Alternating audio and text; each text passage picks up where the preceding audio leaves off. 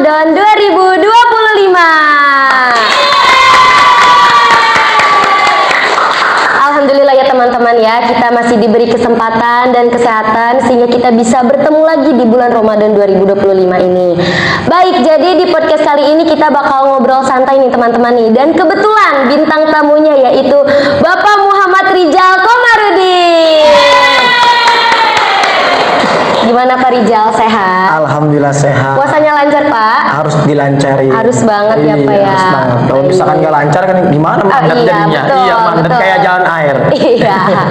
Baik ya Pak Rijal. Jadi pembahasan kita kali ini yaitu 3 tingkatan orang yang berpuasa. Siapa aja tuh?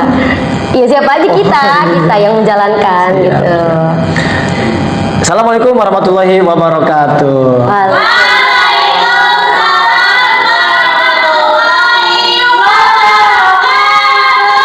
Allahumma sholli ala sayyidina Muhammad wa ali Muhammad. Gimana Kak Jelita, sehat? Alhamdulillah Ya, sehat. harus nanya balik dong. Iya. Alhamdulillahirabbil alamin. Jadi sesuai yang Kak Jelita sampaikan, ada 3 tingkatan orang yang sedang berpuasa. Iya, betul. Ini menurut siapa? Menurut seorang ulama besar, yaitu Al-Imam Al-Ghazali. Imam Al-Ghazali ada ulama besar ya. Beliau itu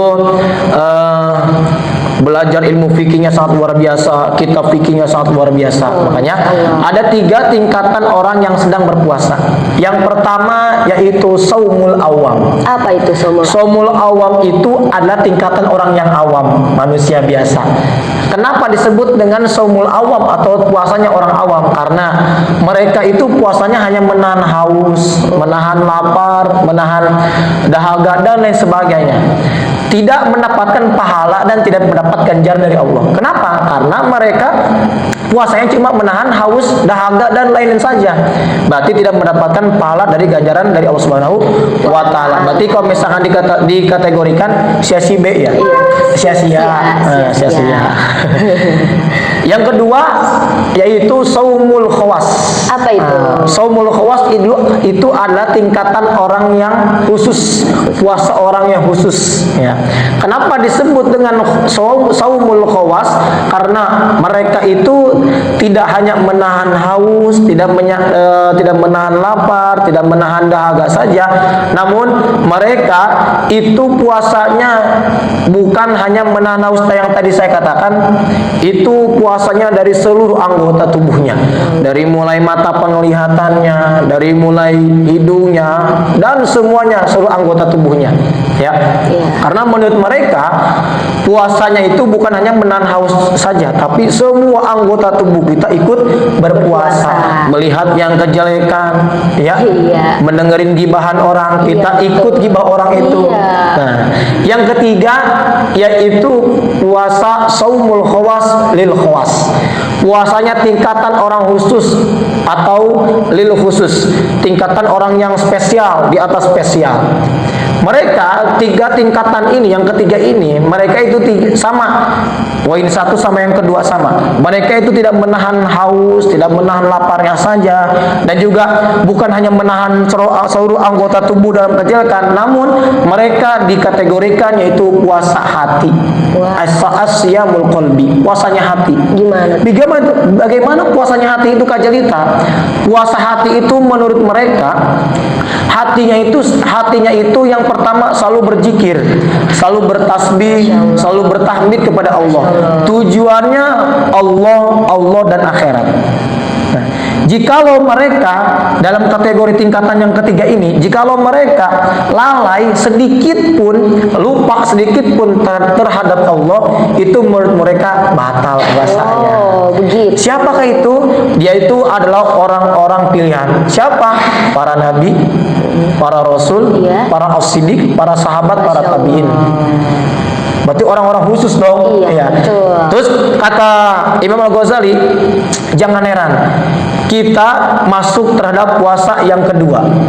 Kita manusia biasa nih, ya Kak Jelita, saya dan termasuk Kak Jelita itu masuk ke kategori puasa yang kedua, yaitu puasa khawas. Insya Allah puasa, walaupun puasa khawas juga kita mendapatkan pahala dan ganjaran dari Allah Subhanahu wa taala. Amin ya rabbal alamin. Mudah-mudahan yang 3 tingkatan ini, walaupun kita memasuki tingkatan yang kedua, kita bisa diraih semuanya. Amin ya rabbal alamin. Dalam nilai-nilai pokok Ramadan Ramadan hari ini, Kak Jelita. Begitu Kak Jelita. Jadi sudah paham teman-teman di rumah, silakan disimak ya, ilmu dari Pak Rijal Komarudin ini sangat bermanfaat bagi kita semua. Berbicara tentang 3 tingkatan orang berpuasa nih ya Kak Rijal ya. Jadi di sini tuh ada beberapa pertanyaan dari siswa yang di rumah katanya. Langsung aja ke pertanyaan Boleh. ya. Apa pertanyaannya? Pertanyaan yang pertama, apa sih hukumnya nonton mukbang di bulan puasa katanya Pak Rijal? Ada baik pertanyaannya.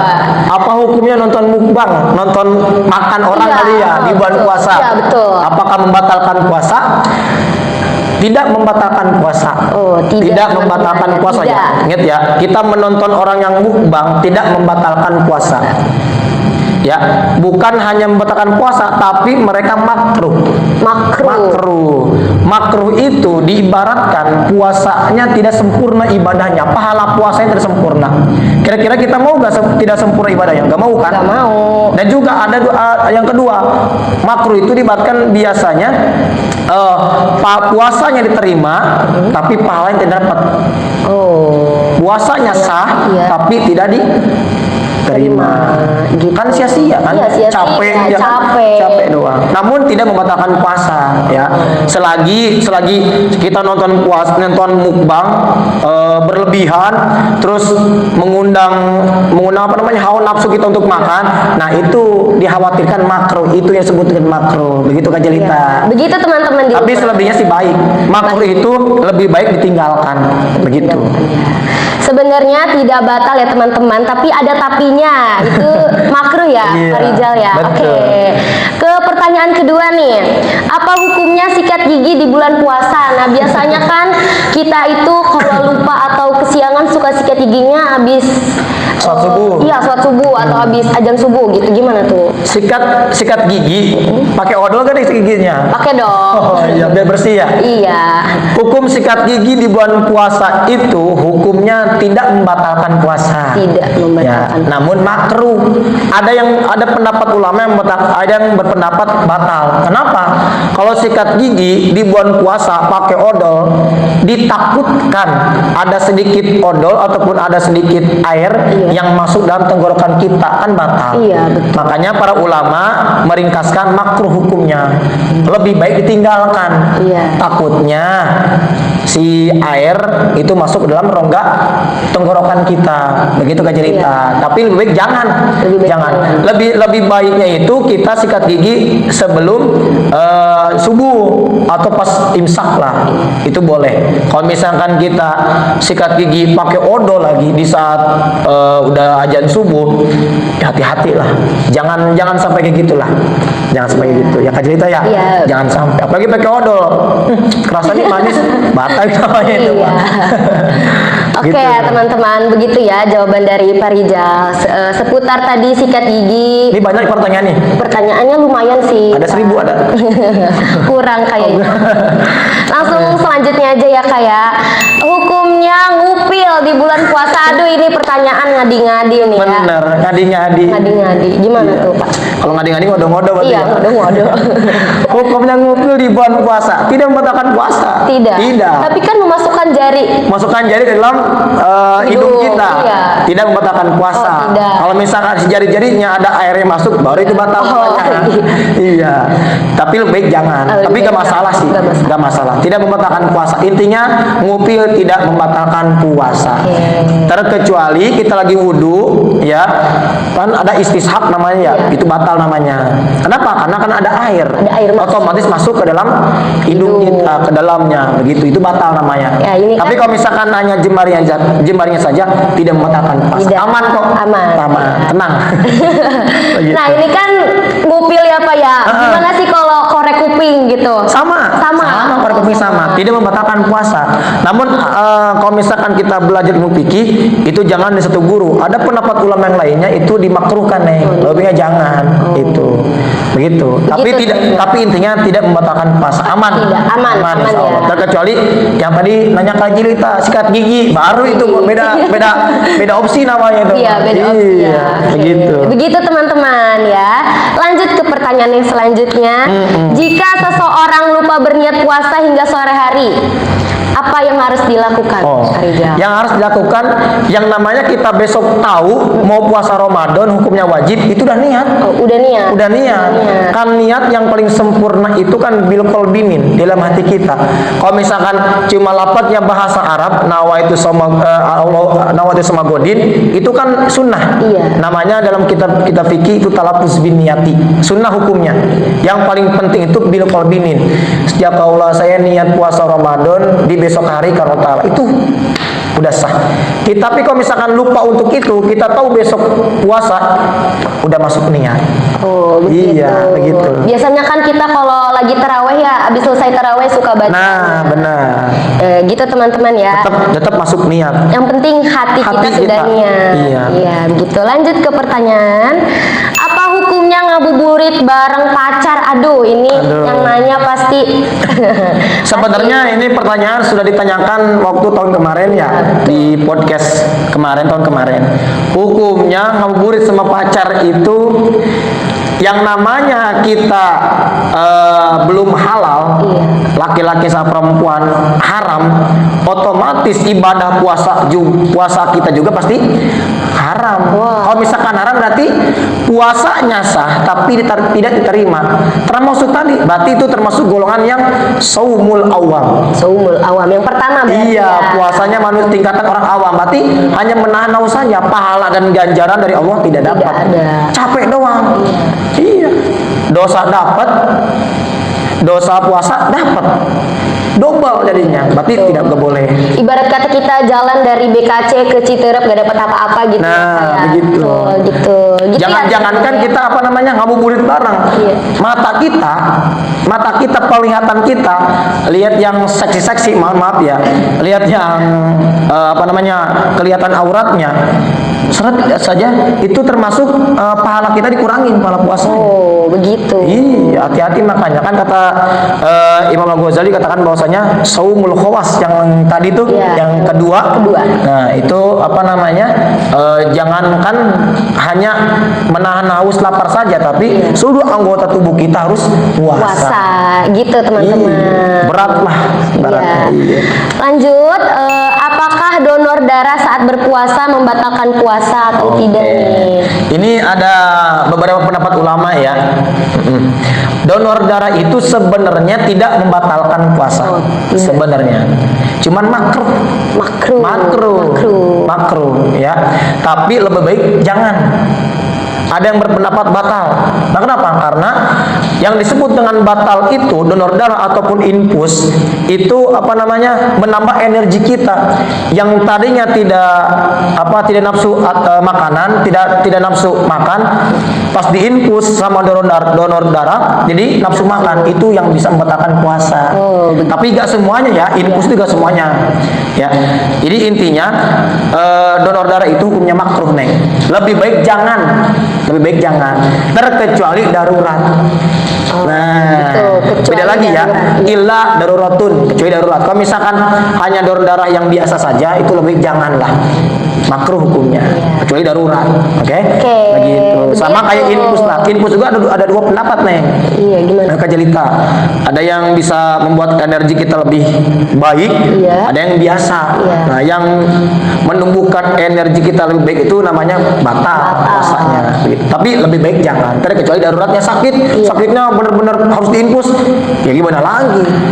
Itu mah batal namanya. Karena kan menambah energi tubuh kita. Begitu. Simpel aja ya jawabannya ya. Yang penting bisa dipahami oleh teman-teman di rumah. Lanjut. Kita puasa tapi tidak sholat. Gitu ya. Menurut Ustadz, apakah puasanya sah? Ibaratkan kita nih ember nih. Iya, ember.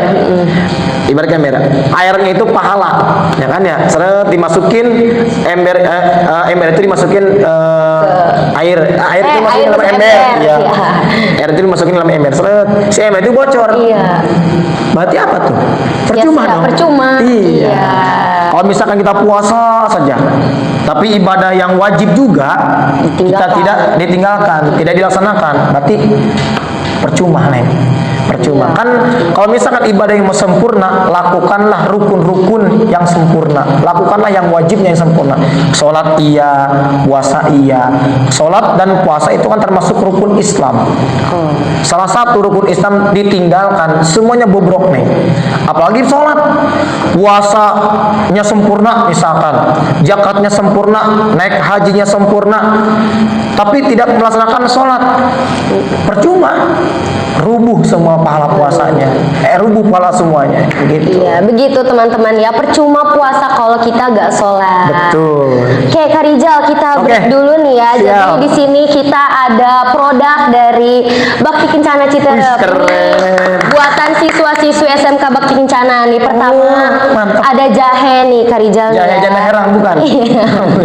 Di sini ada produk jahe, ada 5 varian rasa. Oh, ada jahe susu di sini. Ya, ada jahe kopi, jahe serai, jahe lemon. Jahe merah. Iya, betul. Ini jahe instan ya, teman-teman ya. Jadi kalian kalau misalnya menginginkan produk ini, silakan hubungi nomor di bawah ini ya, teman-teman ya. Mantap. Sehat ini ya? Sehat banget. Insya Allah sehat. Sehat. Banyak manfaatnya. Manfaatnya pertama menghangatkan tubuh, mengatasi mual, mengatasi masalah pencernaan, meningkatkan daya tubuh, mengurangi angin dalam tubuh. Berarti Kak Jelita cocok dong kalau misalkan untuk orang yang berpuasa. Cocok ya? banget. Apalagi kan kita lemes nih seharian iya, nih. lambung kita, Iya, betul. benar. Pas buka puasa minumnya jahe instan. Temen saya mah ada yang gak cocok. Apa Dia tuh? makan janda herang. ya. Aduh, Apa itu lagi mah ya? kasus men. Nih, kita bukan cuma punya hanya jahe, tapi kita punya produk kecantikan nih. Ini adalah body scrub ya, teman-teman ya. Body scrub namanya. Iya, body scrub. Ini ada banyak, ada bubble gum, ada rose, ada kopi dan lain-lain. Harganya juga terjangkau nih, Pak Rizal. Cuma 6.000 aja. Serius? Iya, serius 6.000 aja. Ini real buatan anak Bakti Kencana Citerep. Keren. Bagi yang mau pesan silakan hubungi nomor di bawah ini ya. Di 08 sekian. Iya, 08 sekian. 08 kapan-kapan kita jadian. Oke.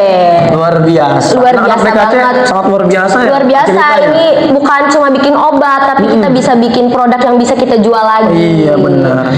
Gitu. Berarti anak BKC itu apa namanya mengikuti sejarah-sejarah Ibnu Sina. Iya, betul. Ibnu Sina itu yang kalau nggak salah kesehatan juga ya, kesehatan juga tuh. Betul. Sama kesehatan, berarti luar biasa. Luar biasa, Pahalanya gede loh. Pahalanya gede banget. Membantu orang lain Iya, sakit. betul. Luar biasa. Iya, jadi kita bukan ahli di bidang obat saja, tapi kita di ahli kecantikan bisa. Oh benar. Di agama ada. Iya, agama ada. Pokoknya banyak lah di sini. banyak lah pokoknya ya. Asalkan jangan ahli maling aja. Lanjut ke pertanyaan selanjutnya nih. Masih Kak, banyak ya. nih. Oh. Dikit lagi sih. Bagaimana hukum puasa bagi pekerja harus seperti buruh bangunan atau atlet profesional yang harus menjaga kondisi fisiknya? Oh iya.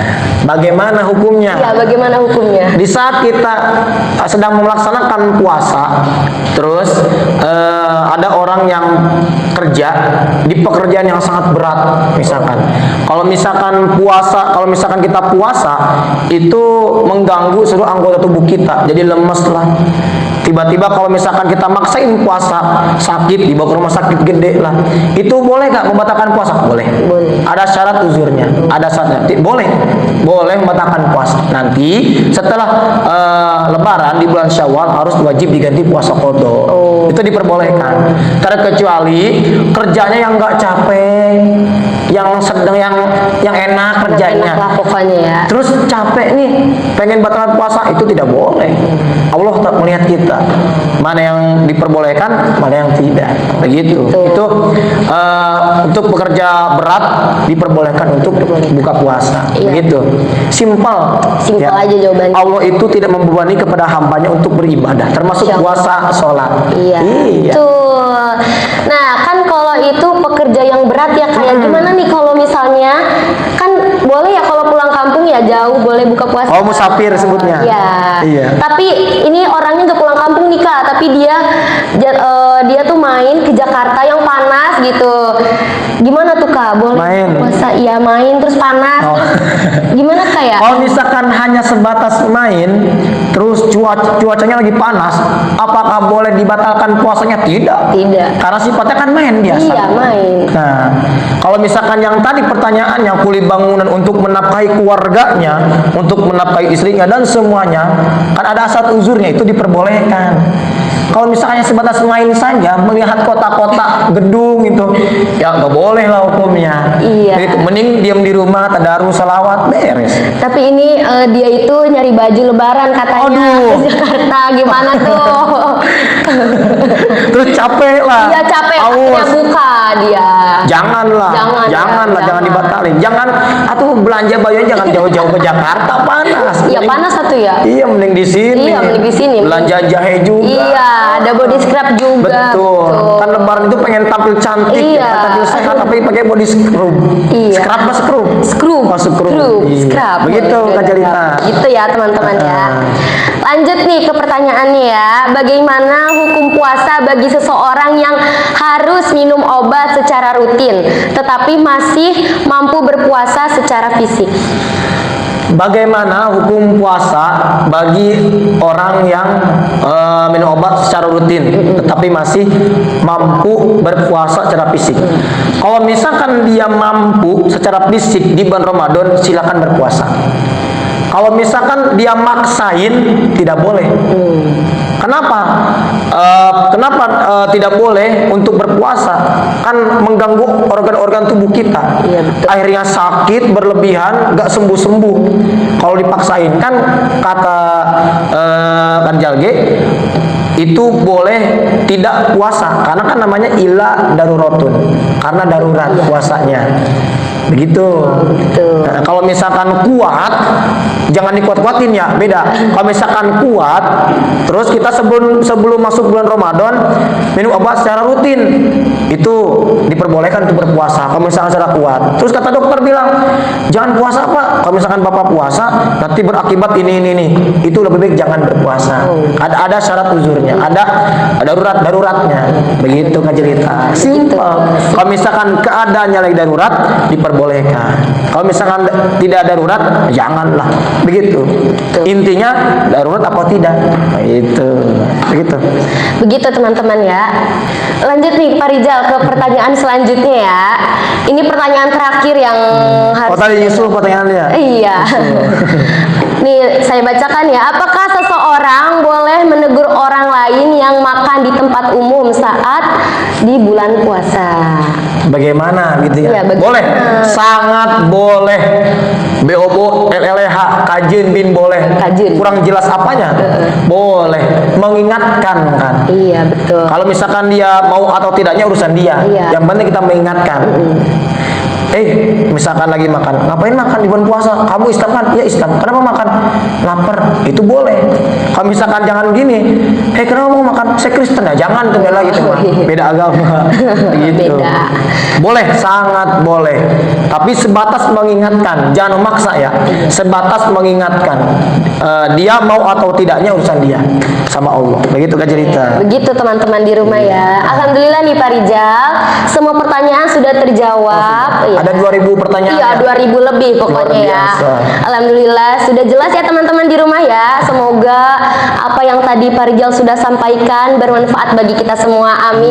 Amin. Amin. Dan semoga teman-teman yang di rumah semoga puasanya lancar, tidak ada hambatan dan teman-teman bisa menonton podcast ini dengan sangat baik ya, betul sekali. Oke, cukup sekian mungkin dari kami ya, karena waktunya juga sudah waktunya habis ini ya. Dan juga saya juga ada jadwal. Iya, kita kemana? Ke Arab ya? mau acara hitanan, Upin dan Masya Ipin. Allah. Iya. Bisa aja nih Kak Rizal nih ya. Oke, mungkin cukup sekian dari kami. Kurang lebihnya mohon maaf. Wassalamualaikum warahmatullahi wabarakatuh.